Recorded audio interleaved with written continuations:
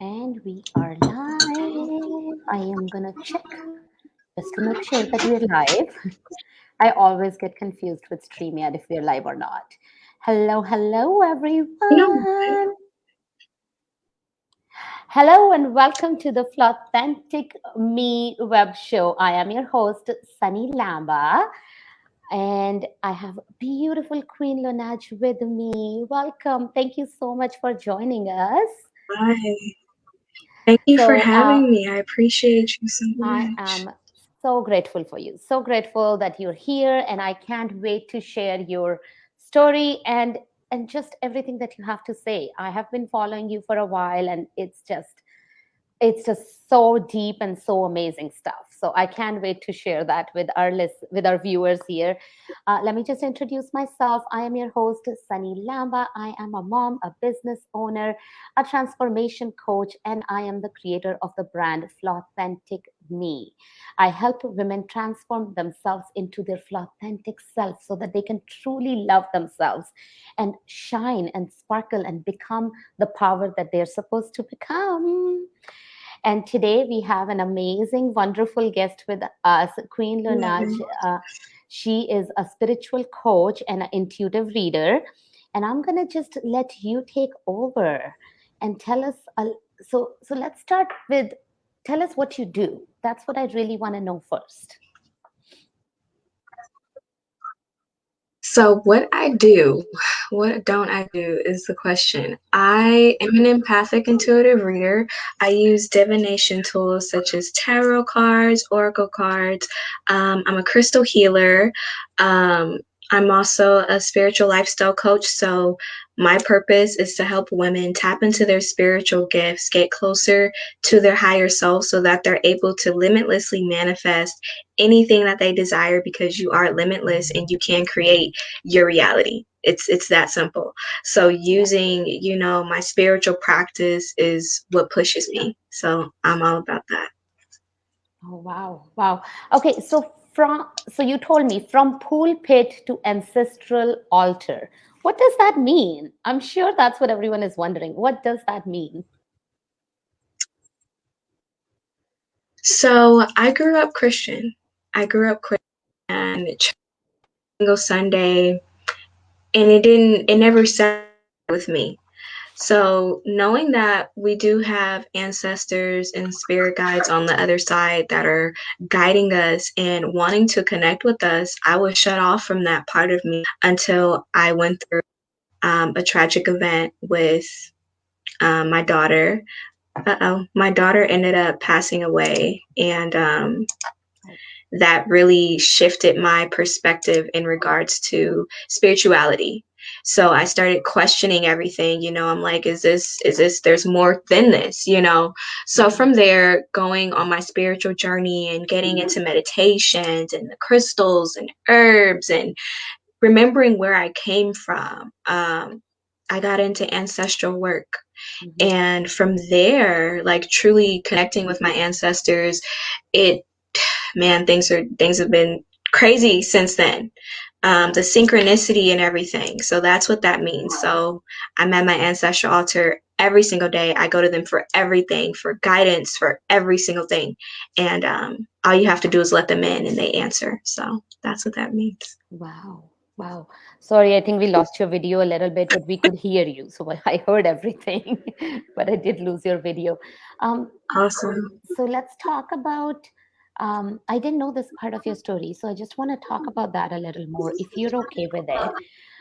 So you said your daughter passed away. hmm How old was your daughter? So I like to tell stories. So I don't know how much time we have, but my daughter was 7 months pregnant with her.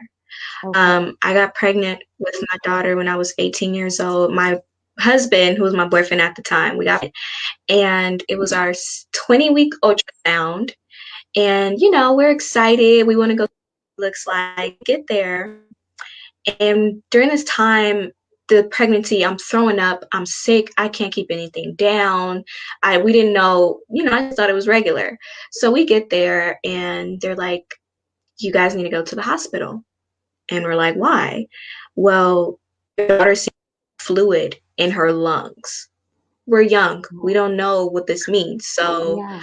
I ended up calling my mother and I'm like, Mom, like they're saying we need to go to the hospital. And no, you're fine, you're fine. So we went to our regular OBGYN and we showed him the pictures of the 4D ultrasound. He ended up referring us to a risk specialist. We had to drive literally all the way to Calabasas, which is like an hour and 30 minutes away from Los Angeles. And we're there, they're transferring us everywhere, and we're like, what's going on? So by this time, finally getting test results, going through amniocentesis and DNA tests and things like that. This time I'm swollen. I can barely walk. I can't drive. And they're like, have you been experiencing any pains and things like that? I said, yeah. They pulled us into the office and they said, well, we have some news to tell you guys. Your daughter was diagnosed with non-immune fetal hydrops. And we're like, okay, well, what's non-immune fetal hydrops? They said, well, it's a rare disease. We can't tell you how it happened. We can't tell you if it's going to happen again. But what this means is she's developed fluid in areas of her body that's causing her lungs to be underdeveloped. If she was to be born, she would be a vegetable. She would not be able to walk. She would not be able to talk. So you guys have the option to terminate the pregnancy right now. By this time, my daughter's kicking, so we looked at each other and we're like, we're going to keep going with this pregnancy because this is not our call. God gave this child. So who are we to say end it? So kept going with the pregnancy. They were monitoring me twice a week. I was going. I'm getting bigger, sicker. And by this time, I developed high blood pressure and things like that. So during the last appointment, I'm with my mom and they wrote us in the room and they're like, we have to rule you in for emergency C-section right now. And I'm like, wait, what? Remind you, I'm only 18 during all of this. I don't know what the hell is going on. Excuse my language, but I didn't know. So I'm calling my boyfriend and I'm like, hey, you have to come up to the hospital because I'm about to have the baby. He's testing to get his high school diploma at this very moment. Wow. So what happened was her sickness caused me to get mirror syndrome.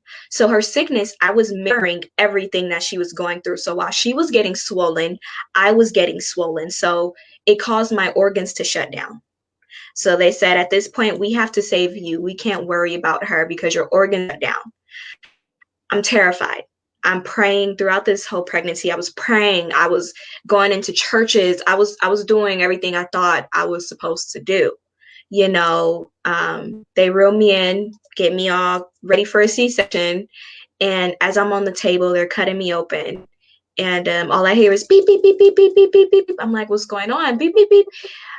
I don't know how long it was after that, but then they said, Mama, we have to cut the cord. She can't breathe. And she passed away at that very moment. And that was my shifting point. I believe that was when I had awakened at that very moment. So after that, they tell us why. They couldn't tell us why. They tested my placenta. They couldn't tell us if it would happen again, but we ended up getting pregnant a second time with our rainbow baby. He's now 3 years old. He's healthy. And yeah, so that's what happened.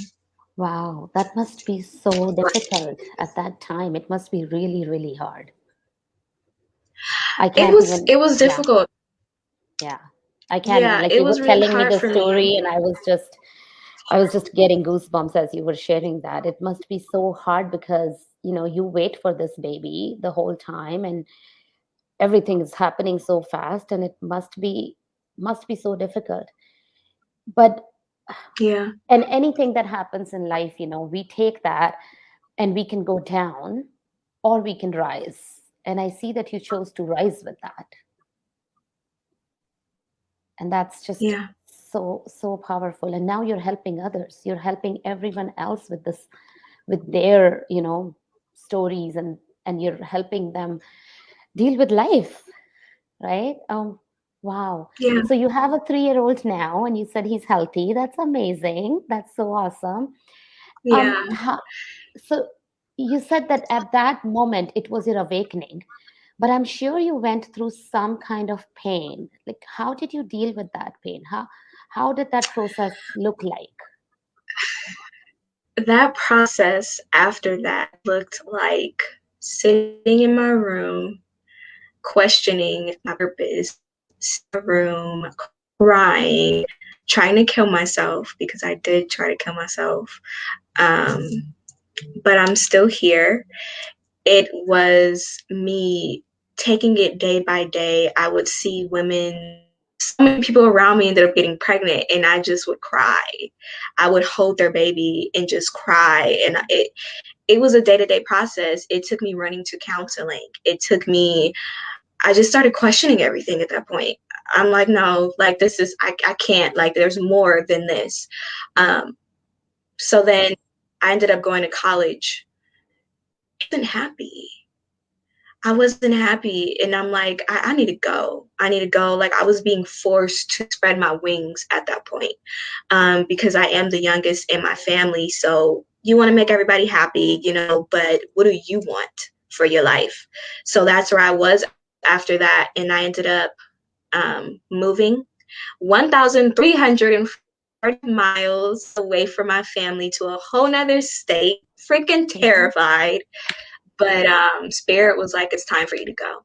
It's time for you to figure out who you are. So I left, and that's when things started picking up for me, finding myself, tapping into like the spiritual gifts that I have, and take it day by day and realize that everything that you go through, it's a lesson and it's a part of your armor. Yeah. Nothing is a coincidence, and everything that you want is not going to be easy, right? But you Yeah. just have to find the positive in it. And Yeah. I'm still, it's yeah, I still deal with it, but I like Yeah. And sharing it yeah. And, I because mean, mm-hmm, yes, you are still going to, because that pain, that hurt is still there. It's there, but you have learned to make it someone, to use that to help others. And I always say this, that your story is someone else's survival guide, right? You're using that story to help others survive through that same pain or anything that they're going through in life.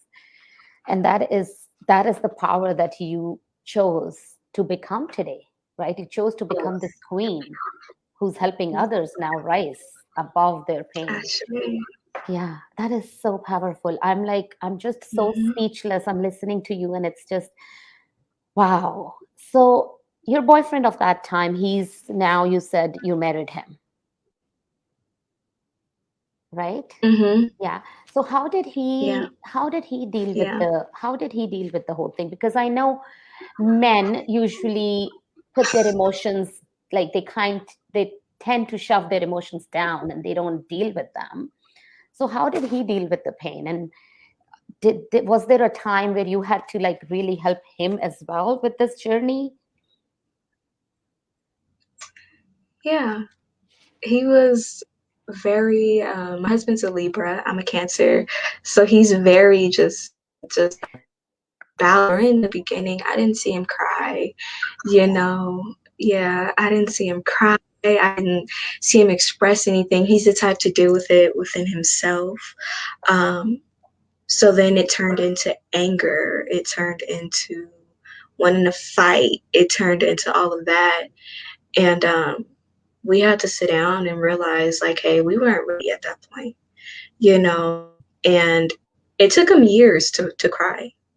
It took him Wow. years, like 2 years to cry and say, hey, it's okay to let this our men of being able to step into that feminine energy and express themselves and allow themselves to heal. But I had to get to the point where I was healed enough to be able to heal him, because the only way you can heal somebody is if you heal yourself. Yeah. So when I was down, he was up. It's a balance. So now, when I'm crying, he's like, it's all right, but it took some years to fully cry and grieve. And he was angry, he was really angry at that time. So we're good now. Yeah. Wow. Wow. So it's so amazing that, we go through this journey and then we we take the people who are right around us and we help them through the process as well. And I know I've been through my own share of pain in life. I lost my mom when I was really, really young. And at that age, I was 14. At that age, I didn't even know how to deal with that pain. And it's years of shoving that pain down that now it's coming out.